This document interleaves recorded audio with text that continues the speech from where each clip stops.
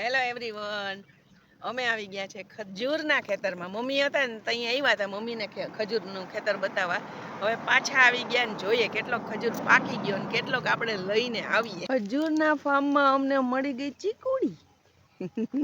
ચીકુ આવ્યા છે, નાના છે, હજી બહુ મોટા નથી, પણ તોય અમે ઉતારીએ. બાબુજી આ ચીકુ પાકે એમ છે કે નહીં?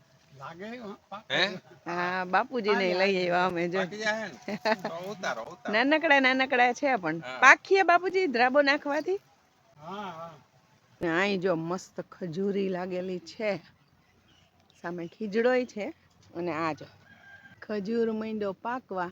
અને આવી રીતે જો એ લોકો નેટ લગાવી દે જેથી કરીને ખોટી ધૂળું ને એવું બધું ના થાય, અને પાકીને જે કંઈ ખરે ને એ આ નેટમાં જ રહી જાય. જો આ તો જો હાવ મૂળિયામાં નાનકડી ખજૂરી છે, જો હાવ નીચે.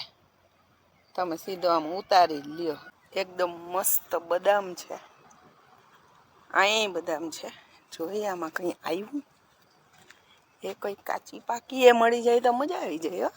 નથી ભાઈ, નથી. બદામનો ટાઈમ હજી નહીં થયો હોય, આપણે બહુ ખબર ન પડે, કેમ કે આપણે કંઈ ખેડૂતના દીકરી તો છે નહીં. મામાને ઘેર જાતા ત્યાં તો ખાવાનું જ કામ કર્યું. કોઈ દી ખબર નથી પડી કે ક્યારે કઈ શું થાય. મોજ જ કરી નાના હતા ત્યારે.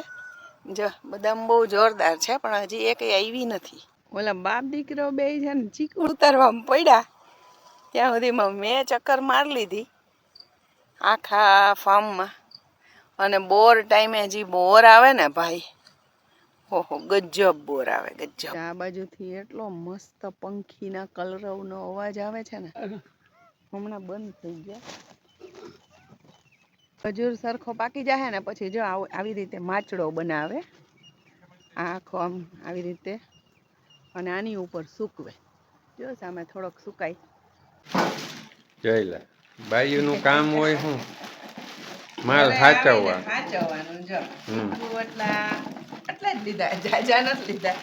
આ એક કાથરોટમાં તો આવીએ જો બહુ બધા છે. કાથરોટું ઘણી છે ભગવાન. ખજૂર ખાલી એટલો જ છે, બસ 5 કિલો 4 પેકેટ. ડગલો કર્યો હવે બેઠા બેઠા ખાધા રાખવાનું.